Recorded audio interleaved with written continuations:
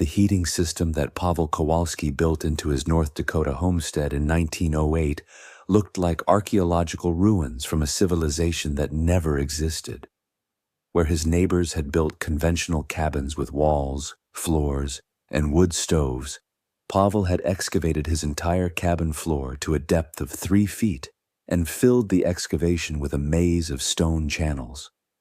Smoke ducts, heat passages, thermal labyrinths, all buried beneath a thick stone and clay floor that looked solid but was actually hollow underneath. From the outside, you couldn't see the system at all. The cabin looked normal, 1 room, log walls, sod roof, but step inside and the strangeness became apparent. The floor was stone, not wood planks like everyone else. Stone, flat field stones fitted together and mortared with clay. And the floor was warm, not hot, just warm, comfortably warm, even in the dead of winter. "You built your fire in the ground," said Otto Schmidt, Pavel's nearest neighbor, staring at the small firebox visible in one corner of the cabin. "That's not a stove, that's a hole." Pavel was feeding small sticks into the firebox, building up the day's fire. "It's not a hole, it's a combustion chamber. The fire heats the stones underneath the floor. The floor radiates warmth. The whole cabin stays warm. But the fire is underground. How does smoke get out? How does it draw? This makes no sense. The smoke travels through channels under the floor, long channels that give up their heat to the stone mass. By the time the smoke reaches the chimney, it's cool. The heat stays in the floor. The floor heats the cabin." Otto shook his head slowly. "This is the craziest thing I've seen. You've buried a fire. Smoke and fire belong above ground where you can see them and control them. Putting them under your floor is asking for disaster. This is how my grandfather heated his home in Poland. This is how people heat in Korea and China and Russia. Underground fire systems work better than stoves. Much better. If they work so well, why doesn't anyone here use them? Why do all the catalogs sell stoves instead of buried fires?" Pavel stood up from the firebox and looked at Otto. "The catalogs sell what Americans understand. Americans understand stoves. They don't understand Ondal or Kang or Russian stoves, but that doesn't mean stoves are better. It means Americans haven't learned the better way yet." Otto walked around the cabin, looking at the stone floor. "It's warm," he admitted. "I can feel it through my boots, but it's October. Wait until January when it's minus 30 degrees. This floor will freeze solid. You'll have a stone bed of ice under you. You'll freeze from below while you try to heat from above. Mark my words." "In January, this floor will be the warmest thing in North Dakota," Pavel said quietly, "and I will use half the wood you burn in your stove." The other neighbors shared Otto's skepticism. They'd all invested in wood stoves. Cast iron, $30 to $50 each. Proven technology. You built a fire in the firebox, the iron heated up, the heat radiated into the room. It was simple. It was reliable. Everyone did it. Pavel's underground fire system seemed insane by comparison.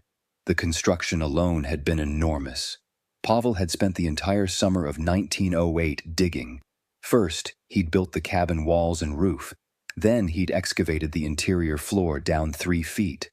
3 feet deep over a 16 by 20 foot footprint. That's 960 cubic feet of earth, roughly 35 cubic yards, all dug by hand, all carried out in buckets. Then he'd built the channel system. He'd started at one corner with the combustion chamber. This was a brick-lined box, 18 inches square and 2 feet deep, with a steel grate at the bottom for airflow and a cast iron door that sealed the opening. From this combustion chamber, a stone channel led away horizontally. The channel was 8 inches wide and 10 inches tall, built from flat stones mortared together with clay. The channel snaked across the floor in a serpentine pattern, not a straight line, a winding path designed to maximize length. The channel traveled the full length of the cabin, doubled back, traveled the length again, doubled back again, 4 passes across the 20-foot length. Then it made 6 passes across the 16-foot width, 10 passes total. The total length of the channel was approximately 180 feet. At the far end of the channel system, opposite the combustion chamber, a vertical stone chimney rose up through the cabin wall and extended 5 feet above the roofline. This chimney was the exit point for smoke and gases. The entire system was designed around a simple principle. Fire in the combustion chamber produced hot smoke and gases. Those gases traveled through the 180-foot channel system. As they traveled, they gave up their heat to the surrounding stones. By the time they reached the chimney, they were cool. The heat had been extracted and stored in the stone mass. Once the channel system was complete, Pavel filled the spaces between and around the channels with small stones, gravel, and sand. This created a continuous thermal mass. The entire 3-foot deep excavation was now full of stones and channels, a heat storage system. On top of this, Pavel laid his floor, large flat field stones, carefully fitted together, mortared with clay mixed with fine sand and a small amount of lime.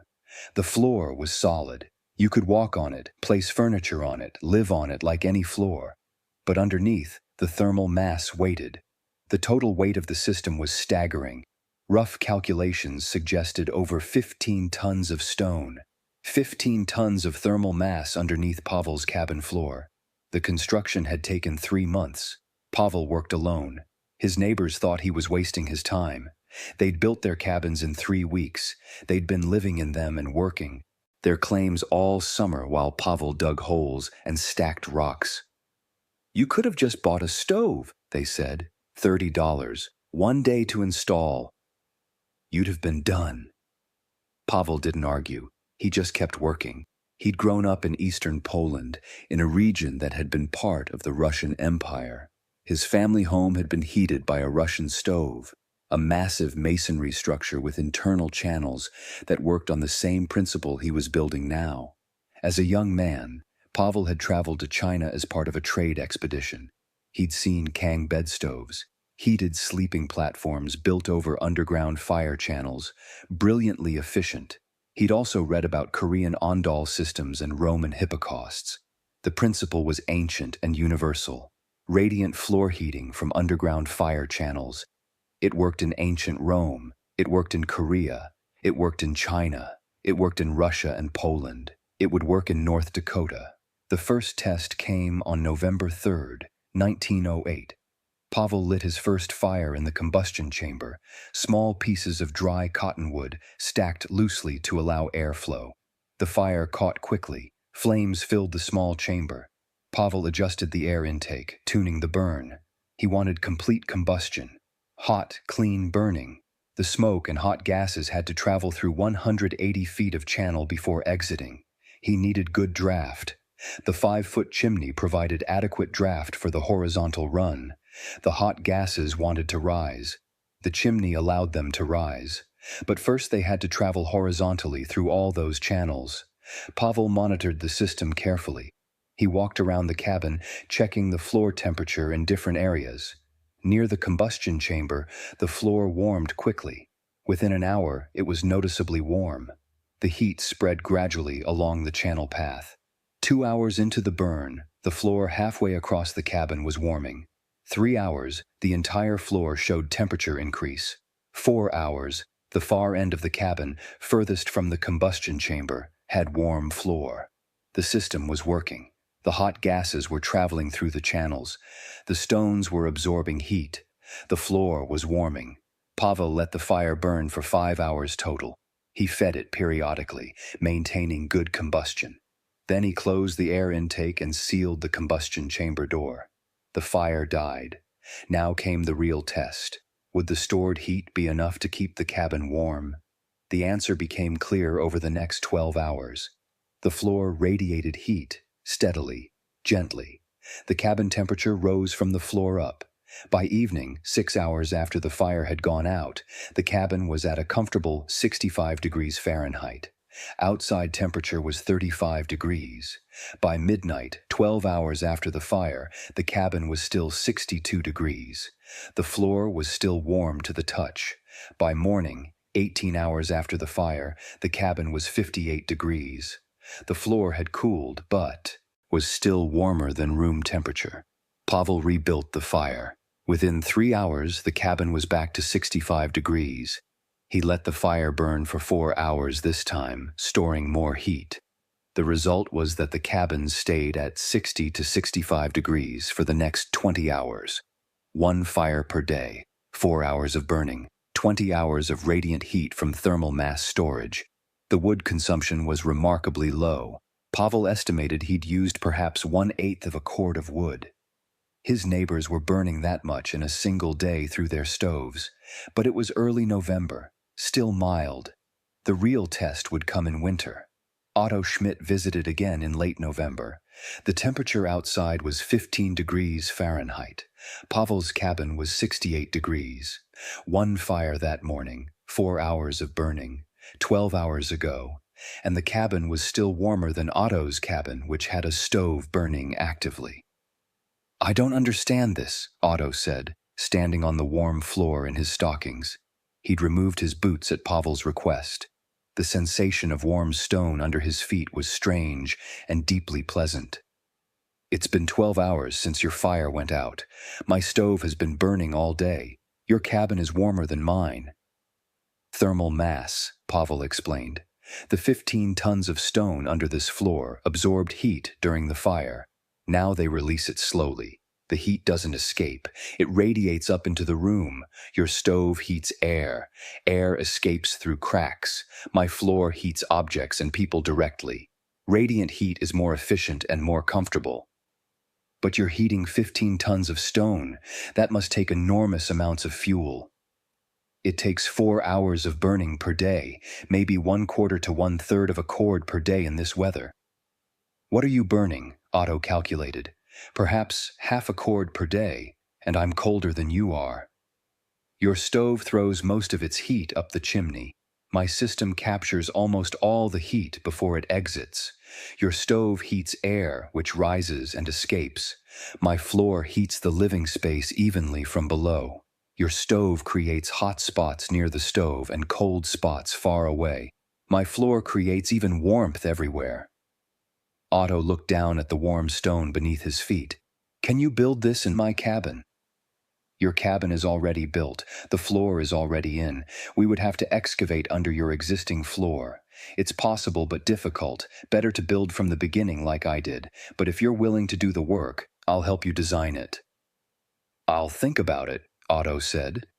He was starting to believe that Pavel's crazy underground fire system might actually be superior to conventional stoves. December brought colder weather. Temperatures dropped below 0 regularly. Pavel's system continued performing flawlessly. He increased his firing schedule to twice per day. Morning and evening, 4 hours each time, 8 hours of burning total. The cabin stayed at 65 to 70 degrees around the clock. His wood consumption increased to about half a cord per day. His neighbors were burning 1 to 2 cords per day through their stoves and struggling to maintain 60-degree temperatures. The comfort difference was even more significant than the temperature difference. Pavel's radiant floor heat was gentle and enveloping. You felt warm all over. Your feet were warm. Your body was warm. There were no cold drafts, no hot spots and cold spots. Just even, comfortable warmth rising from below. Otto's stove created a hot zone within 5 feet of the stove and a cold zone everywhere else. You were either too hot or too cold depending on where you stood. The floor was always cold because heat rose and the floor was the lowest point. Your feet were cold all winter. Pavel's feet were warm all winter. That single difference in comfort was enormous. By late December, 3 more neighbors had asked Pavel to help them design underground fire systems for their cabins. The construction would have to wait until spring, but they wanted to learn the principles now so they could plan. Pavel taught anyone who asked. The key design factors: channel length. The longer the channel, the more heat extraction. Minimum 100 feet. Optimal 150 to 200 feet. Thermal mass. More stone means more heat storage. Minimum 2 feet depth of stone. Optimal 3 feet. Channel size. Large enough to allow smoke to flow freely. Small enough to ensure contact between hot gases and stone walls.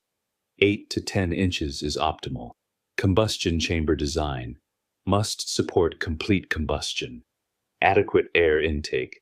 Proper sizing for the amount of wood you'll burn. Chimney height. Needs adequate draft to pull gases through the long horizontal channels. 5 feet above roof is minimum. 7 feet is better. Floor construction. Must be solid enough to support weight and traffic. Must transfer heat efficiently from thermal mass to living space. Stone or tile is optimal. Firing schedule depends on outside temperature and thermal mass size. Generally 1 to 3 fires per day. Each fire burns 4 to 6 hours. The principles seemed simple once explained, but the execution required careful attention to detail. Channel routing, combustion efficiency, draft management, thermal mass calculation. These weren't trivial. Pavel spent evenings teaching small groups, drawing diagrams, explaining heat transfer, calculating thermal mass. The knowledge was complex but learnable. Then came January 1909, the coldest month in North Dakota history up to that time. The temperature dropped below zero on January 3rd and stayed there for the rest of the month.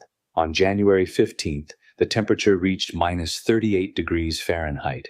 On January 21st, minus 42 degrees. On January 27th, minus 45 degrees. 3 separate occasions of minus 40 or below. Sustained extreme cold. Wood stoves across the territory burned constantly. People fed them around the clock. And still they were cold. At minus 40 outside, maintaining 60 degrees inside was nearly impossible with a conventional stove. The heat loss through walls, roof, floor, and air infiltration was enormous. Stoves couldn't keep up. Families huddled under blankets. They wore all their clothes indoors. They slept with hot rocks and water bottles. They did everything possible to stay warm. And they burned wood at catastrophic rates. Otto Schmidt was burning 2 full cords of wood per day during the worst cold. 2 cords, 16 feet by 4 feet by 8 feet, in one day. At that rate, his winter supply would be gone by early February, and he'd still be cold. His cabin temperature during the minus 40 cold was hovering around 50 degrees, despite the stove glowing red hot. Pavel Kowalski's underground fire bed operated as normal. 3 fires per day during the extreme cold. Morning, mid-afternoon, and evening, 5 hours each fire, 15 hours of burning total per day. He was using approximately 3/4 of a cord of wood per day, 1/3 of what Otto was burning, and Pavel's cabin stayed at 67 degrees. 67 degrees when it was minus 45 outside. That's a temperature differential of 112 degrees. The underground fire bed was maintaining a 112-degree difference between inside and outside, through radiant floor heating with thermal mass storage. Otto came to check on Pavel on January 22nd, the day after the minus 42-degree night. He was worried.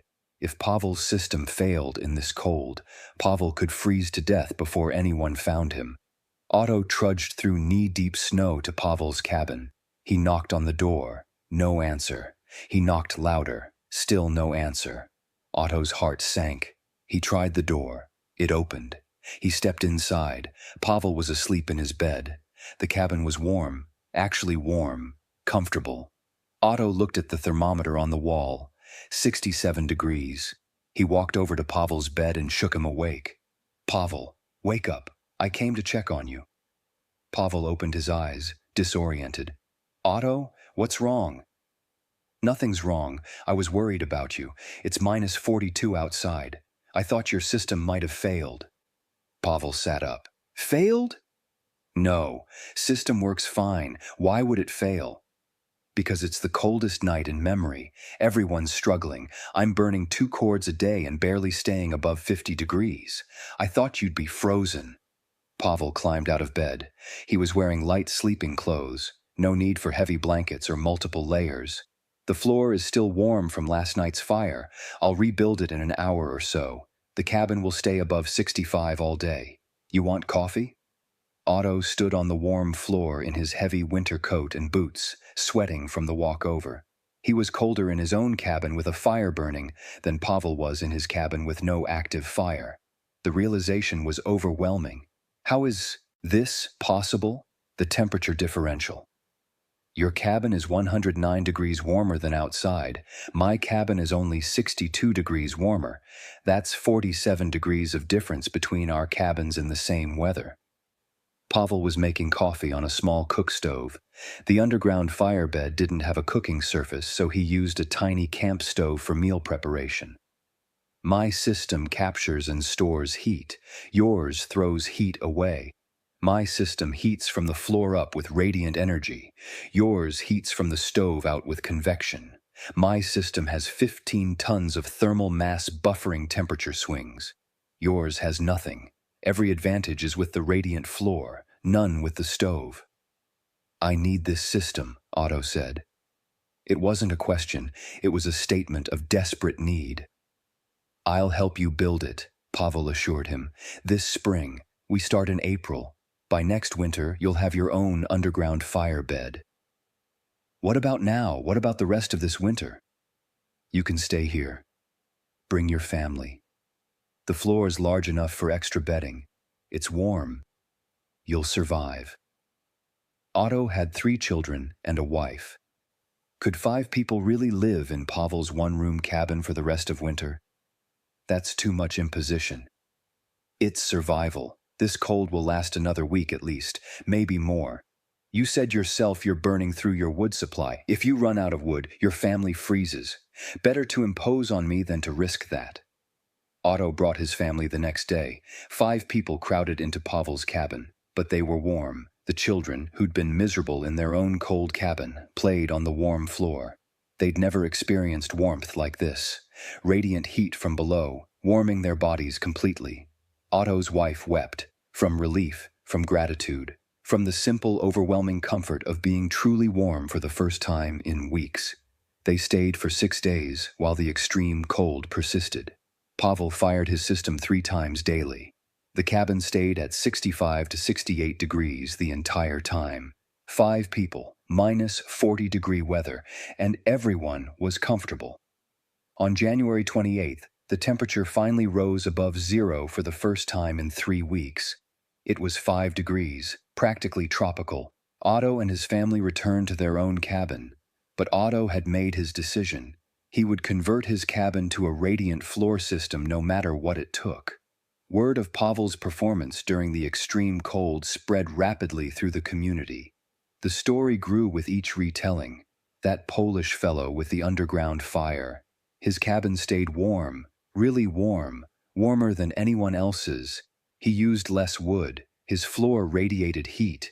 He kept 5 people comfortable when everyone else was freezing. People wanted to know how.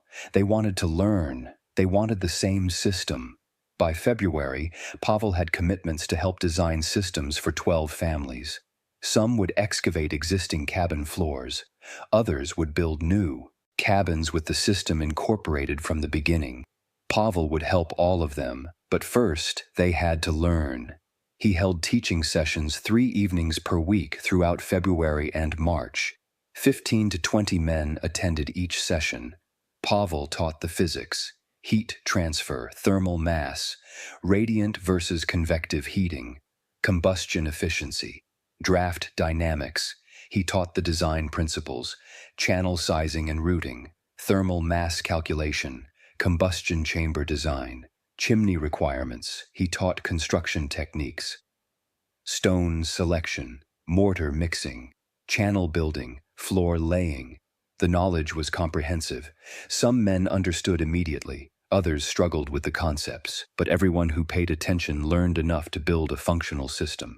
The building season started in April. Pavel helped Otto excavate and build first. They worked together for 6 weeks, digging out the existing floor, building channels, filling with thermal mass, laying the new stone floor. Otto's system was operational by late May. If you're starting to see that the best technology isn't always the newest or most popular, that ancient solutions often beat modern ones, then you need to subscribe to this channel. We're uncovering the forgotten wisdom that still works better than what we use today. Hit that subscribe button and join us in rediscovering what matters. Now let's look at the science behind Pavel's underground fire bed and why it outperformed conventional stoves so dramatically. The physics of radiant floor heating from underground fire channels is elegant and efficient. The system operates on several principles working together. First, heat extraction from combustion gases.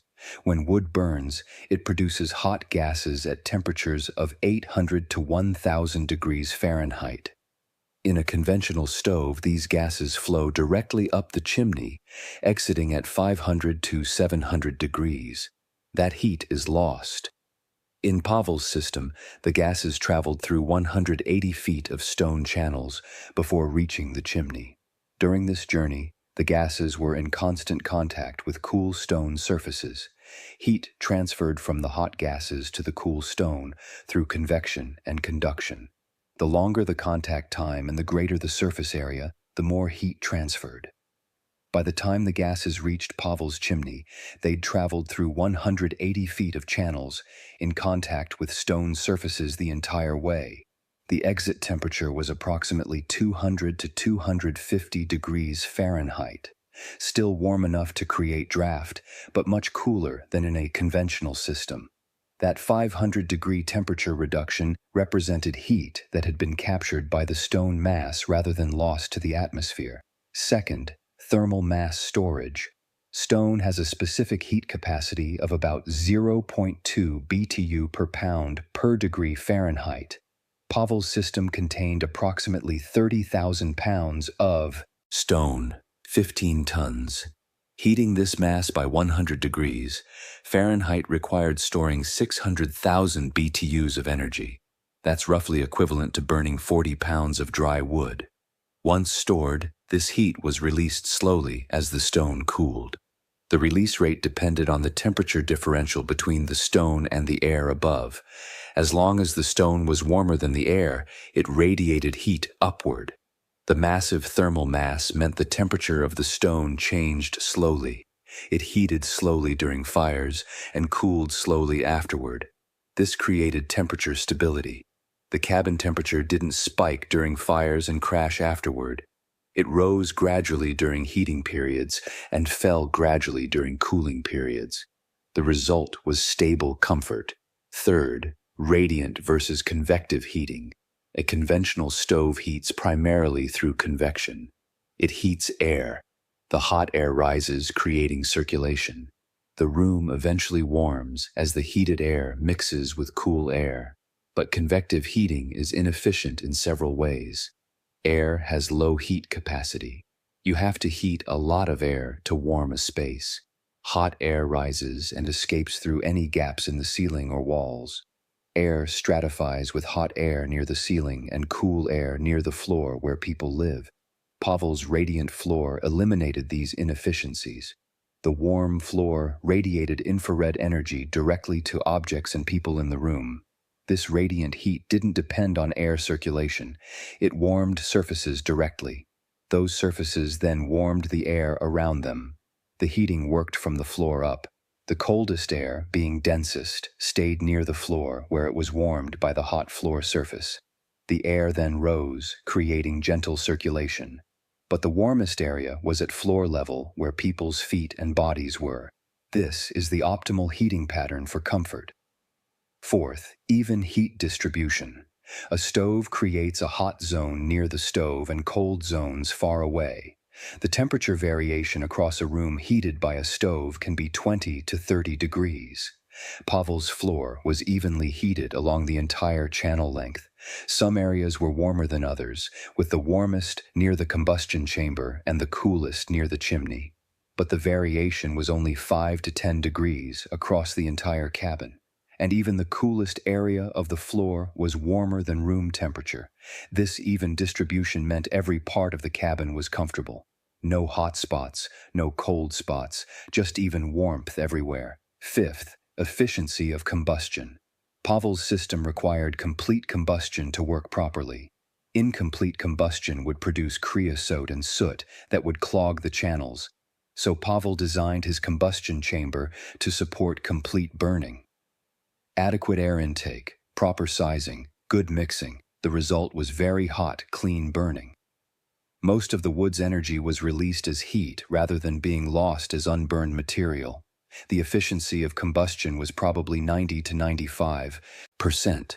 Compare this to a conventional stove where combustion efficiency might be 70 to 80%, and you see an additional advantage.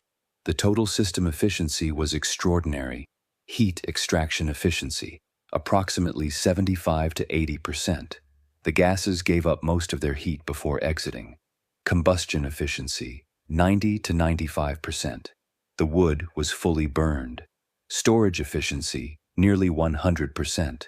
The thermal mass stored heat with minimal loss. Radiant transfer efficiency, very high. Radiant heating directly warms occupants without needing to heat all the air first. Overall, Pavel's system probably converted 70 to 75% of the wood's energy into useful heat in the living space. A conventional stove converted 30 to 40%, nearly double the efficiency. This explains why Pavel used half to one-third the wood Otto used.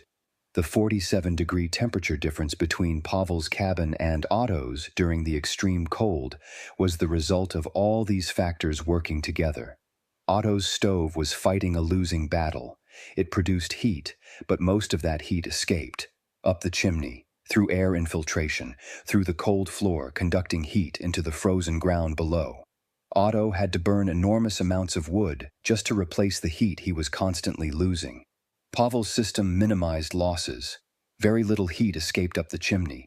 The floor insulated from ground cold rather than conducting to it. The thermal mass buffered the temperature swings.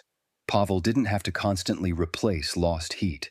He charged his thermal battery twice daily and let it discharge slowly. The stability and efficiency of this approach was vastly superior. The construction cost comparison is interesting. Pavel had spent approximately 200 hours of labor building his system. No cash outlay for materials. Everything was gathered from his land. Stone, clay, sand. The combustion chamber door and some hardware were the only purchased items. Perhaps $5 total. Otto had spent $35 on his stove, one day to install. But Pavel's system was saving him 1 to 2 cords of wood per day during extreme cold. At the time, wood was free but required labor to cut, split, and haul. Saving 2 cords per day saved perhaps 4 to 6 hours of wood processing labor daily. During a 2-month severe winter, Pavel's efficiency saved approximately 240 to 360 hours of wood processing labor compared to Otto's stove. That's 2 to 3 months of full-time work. Pavel's 200-hour initial investment was paid back in 1 winter through labor savings. Every winter afterward was pure profit. The comfort value is harder to quantify but perhaps more significant. Being warm in winter, having warm feet, sleeping comfortably without piles of blankets, not worrying about running out of fuel. These quality-of-life improvements were enormous. Pavel had mentioned the 47-degree difference between his cabin and Otto's. This wasn't exaggeration. During the -40 cold, Otto's cabin was 50 to 55 degrees. Pavel's was 65 to 70 degrees. That's 15 to 20 degrees warmer. But the psychological impact of that difference was far greater than the numbers suggest. 50 degrees is cold, uncomfortable. You need heavy clothes indoors. You're always aware of the cold. 67 degrees is warm, comfortable. You can wear light clothes. You forget about the cold. The subjective difference between cold and warm is enormous, even if it's only 15 degrees on a thermometer. The durability of Pavel's system was excellent. The stone channels required no maintenance beyond occasional cleaning. The combustion chamber needed ash removal. The chimney needed occasional cleaning. But the stone mass itself lasted indefinitely. Pavel's original system operated continuously from 1908 until 1949 when the cabin was torn down. 41 years, no major repairs, no component failures, just regular maintenance. The systems built by others following Pavel's design showed similar durability. Stone doesn't wear out, properly mortared channels don't leak. The simplicity meant there wasn't much to go wrong.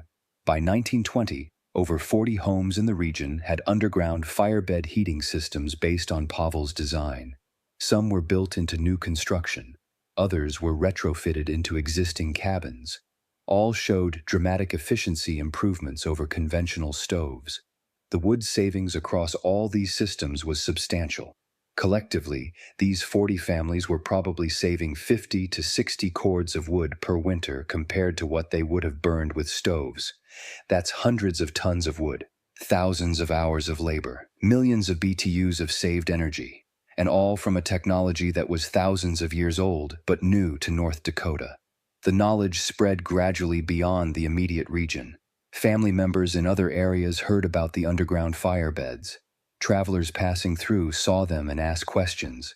By 1930, similar systems had been built in parts of Montana, Minnesota, and the Canadian prairie provinces. The spread was entirely organic, person to person. You should build one of these. Here's how. Here's why. The effectiveness was self-evident to anyone who experienced it. The technology never achieved widespread commercial adoption for several reasons. First, the construction required significant labor and skill. You couldn't buy a kit. You had to understand the principles and build it yourself. This was a barrier for most people. Second, it required building from scratch or major renovation. You couldn't add it to an existing home easily. By the 1920s, many frontier areas were past the initial homesteading phase. People had existing homes.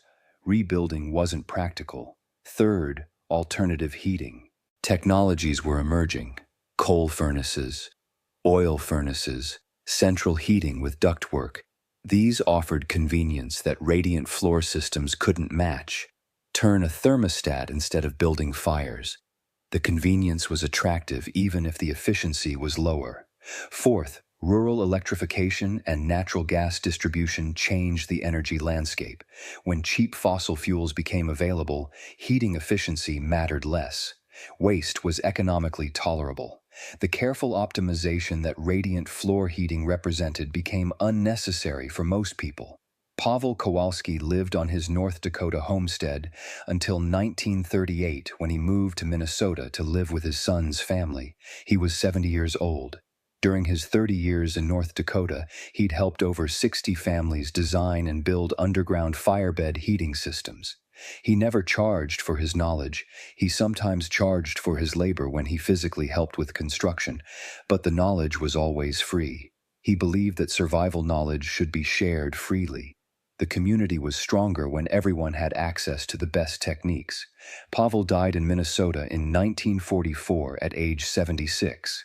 His obituary mentioned his years as a homesteader, but didn't mention his heating system innovations. The knowledge of what he'd contributed was already fading. By the 1960s, most people who'd known Pavel personally were gone. The direct line of knowledge transmission ended, but the systems remained. In barns and outbuildings and a few homes, underground firebeds continued operating, some installed 50 years earlier.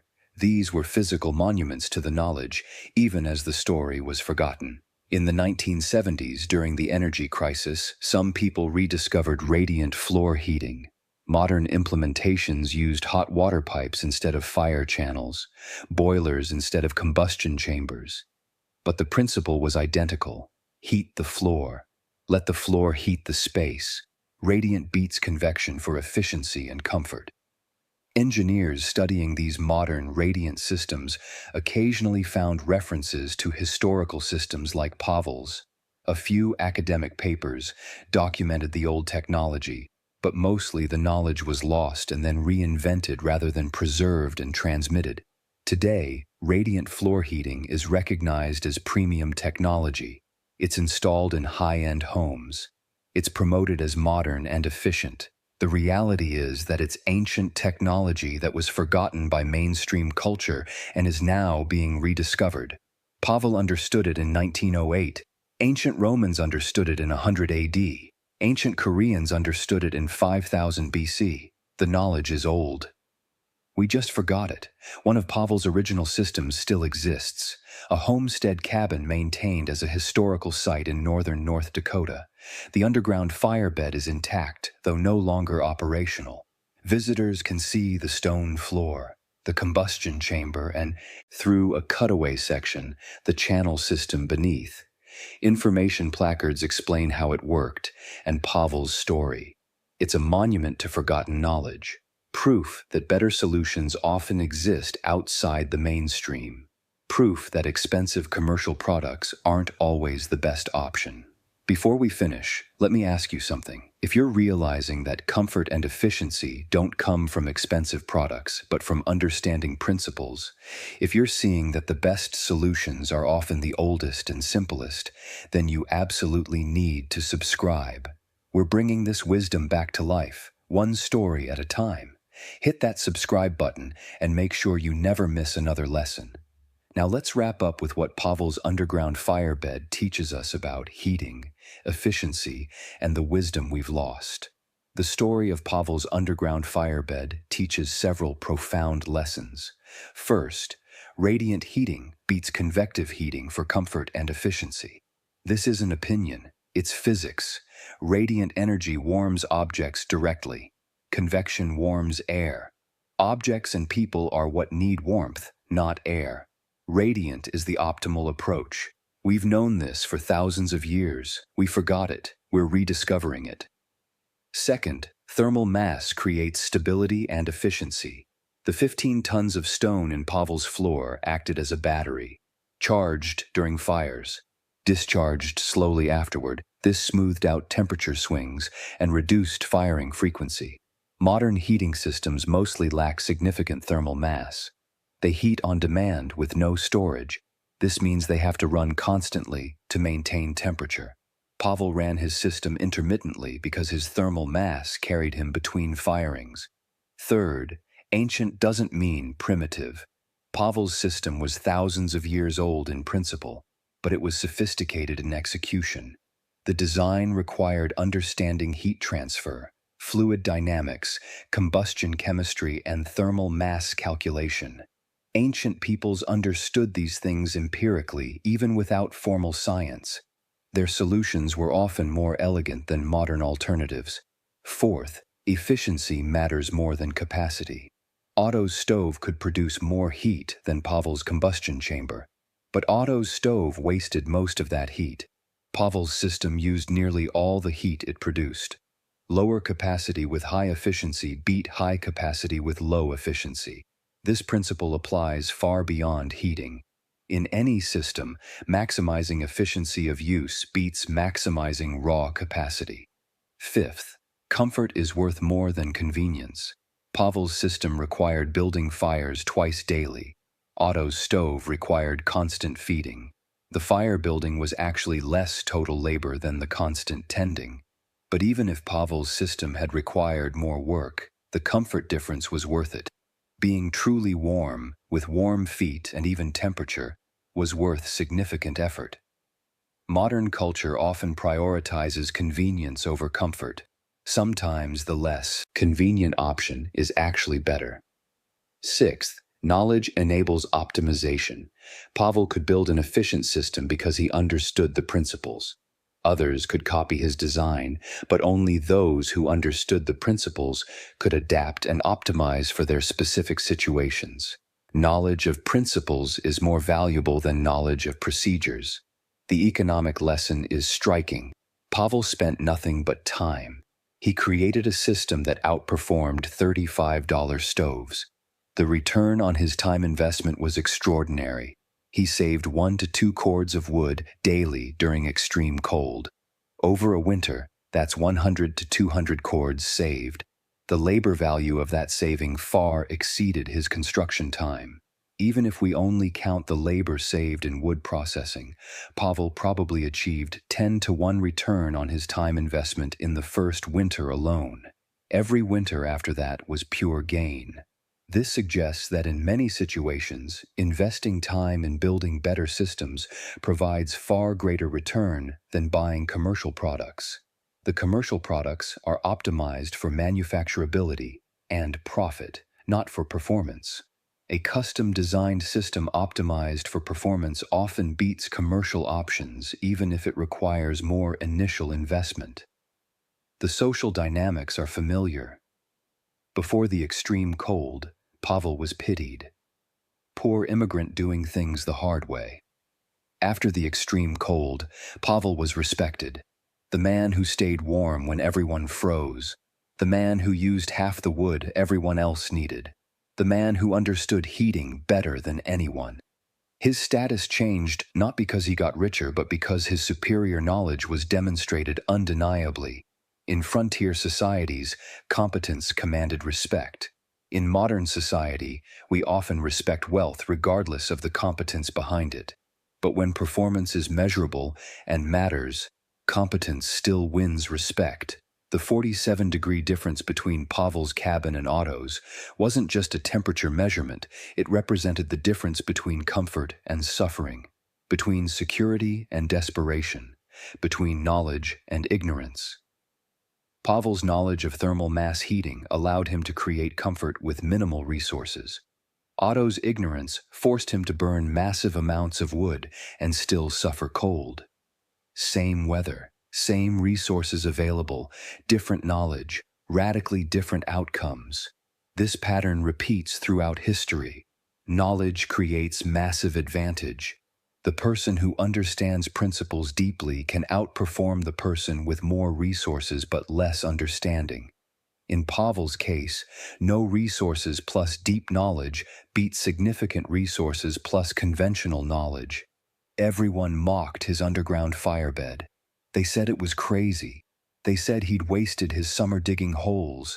They said he'd freeze when real cold came. They were wrong about everything. The underground firebed stayed 47 degrees warmer than their cabins during the worst cold in North Dakota history. It used a fraction of the fuel they burned. It provided superior comfort with less labor. It was better in every measurable way. Pavel was right. The mockers were wrong. And the difference was knowledge. Ancient knowledge. Knowledge of radiant heating, thermal mass, and heat extraction.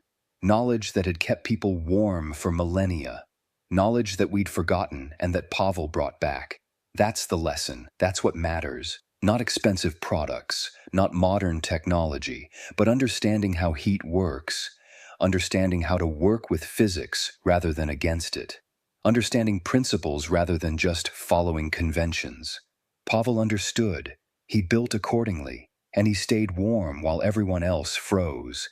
The underground firebed represents a path not taken in mainstream heating technology, a superior solution that was abandoned not because it stopped working, but because convenience trumped efficiency.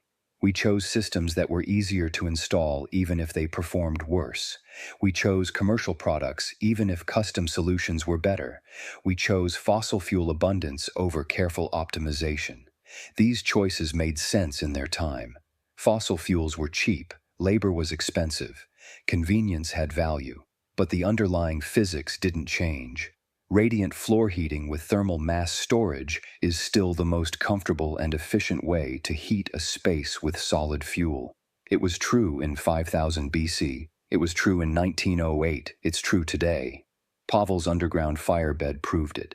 Staying 47 degrees warmer than conventional cabins proved it. Using 1/3 the fuel proved it. Providing superior comfort proved it. The evidence is overwhelming. We just chose to ignore it because we had cheap fossil fuels. Now, as we reconsider energy efficiency and sustainability, we're rediscovering what Pavel knew. Radiant floor heating is premium technology again. We're learning, once more, that heating from below with stored thermal mass is optimal. We're arriving back at conclusions that ancient peoples reached thousands of years ago. The circle is closing, the knowledge is returning, and maybe, this time, we'll remember it.